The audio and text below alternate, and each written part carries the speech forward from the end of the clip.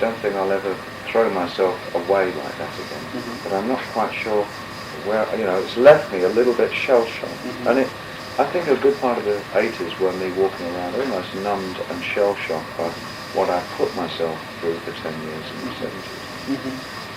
Okay, and then by the time you put out Let's Dance, I mean, it seemed like you were a completely changed man. You weren't recognizable. I was trying real hard, yeah. I was trying real hard to be the real me. It was, really tough because I wasn't really quite sure who that was. Really? That was, I really had, no idea, so...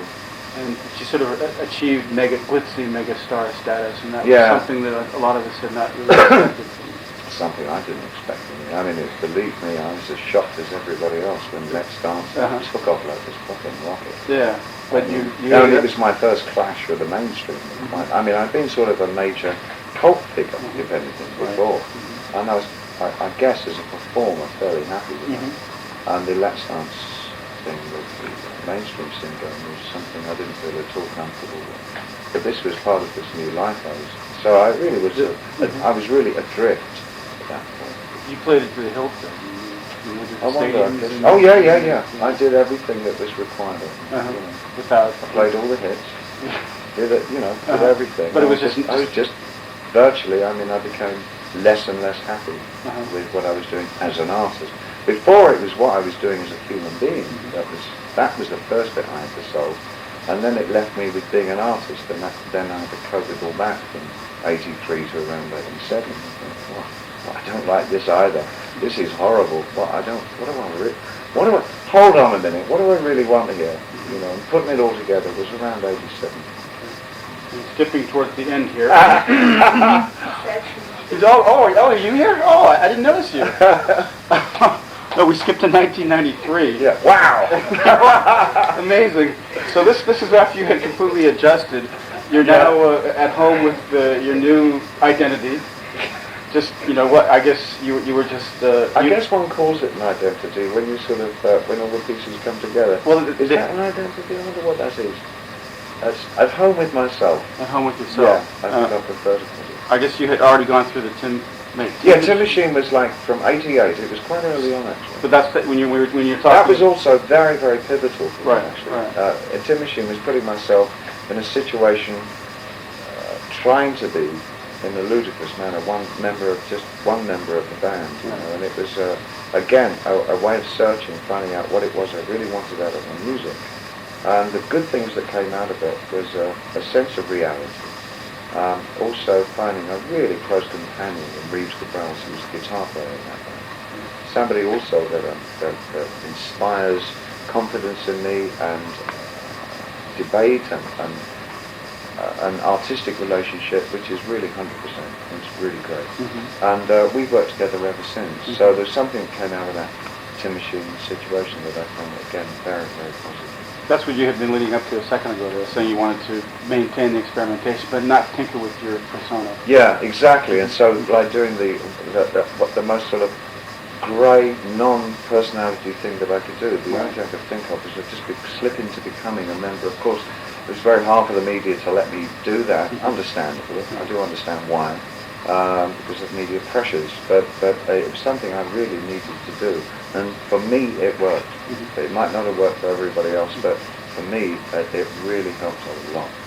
From Black Kite, White Noise, you selected the wedding song, which you thought was pivotal in that it completely demystified you. It made you seem like a very mundane earthling as opposed to the guy from outer space. I think that was, again, was that by design, or did it just... I don't know how much of it is by design, or whether that's how my psyche was then working. I mean, I was very aware that I found a relationship of my life with my wife. And I guess I just wanted to tell everybody. It was a real simple human thing. So, hey, I'm in love. This is great. I really think this is cool. It's a good idea. Everyone should do it. Clicking your heels together. It was like a new thing, this thing called a relationship. It was, it was fantastic. It was really, really great. And I guess I told it as simply as I thought I could. Lastly, outside, Hello Space Boy. Yeah.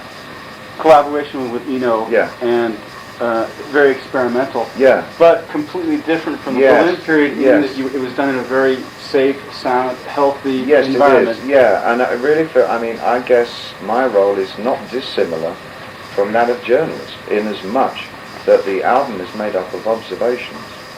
And of course it's a hybridization of those observations, but they're observations of kind of what Brian and I find amusing or rather worrying or rather obscure about our society. It was sort of looking at the periphery of mainstream culture and saying, oh, this stuff on the edge is really quite scary when you think that in a few years' time this peripheral stuff is going to work its way to the centre.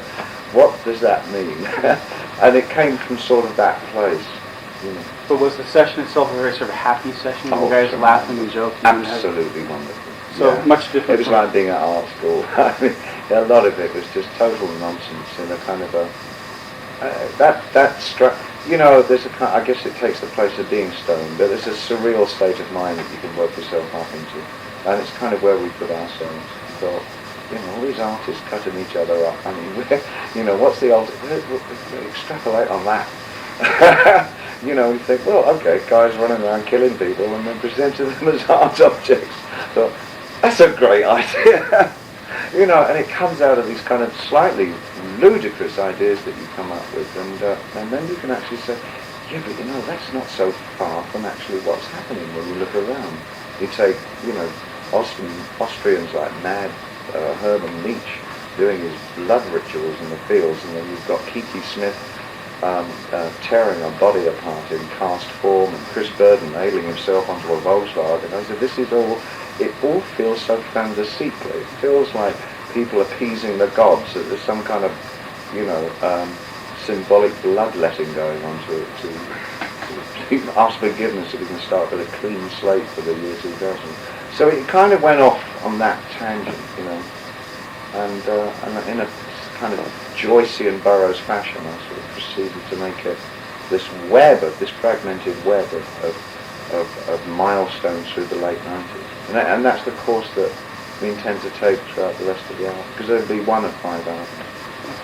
Yeah. Really? And we've already talked with Robert Wilson, the American theatre director, who's going to do a fantastic epic piece of theatre for the year 2000, incorporating the 5 albums, which is really exciting, because I think Wilson's fantastic.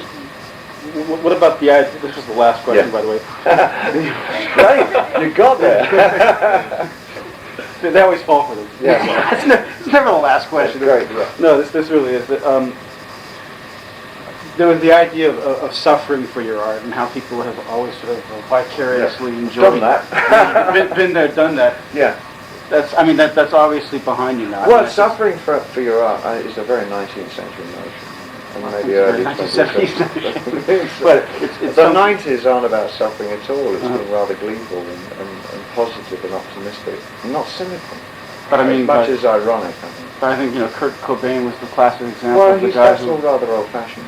I think so. Yeah, it comes from a different period. That's like pre-60s. It really is. All that stuff, but rock generally is years behind the rest of the arts. So what's the motivation now behind the creative process? What's the main motivation? Ironic objectivity. Thanks a lot. That's great. Boom, boom. Headline. Yeah. Post-rock. It's all post-rock. I see. Okay. Well, on that note. Okay, good. Well, I think we covered all 10 of our songs. We've got our. That was great. Hey, you whipped through that. That was good. You steered a keen course. Around the world in 45 minutes. What a swathe you cut. All right. Okay. Thanks a lot. Thank you. Yeah. Thank you very much. Thank you very much. You were great. Well, I think so. You can take a break here. We're going to do a... Oh, good. That was very enjoyable. Good. I'm glad you liked it. I'm going to go out and give you the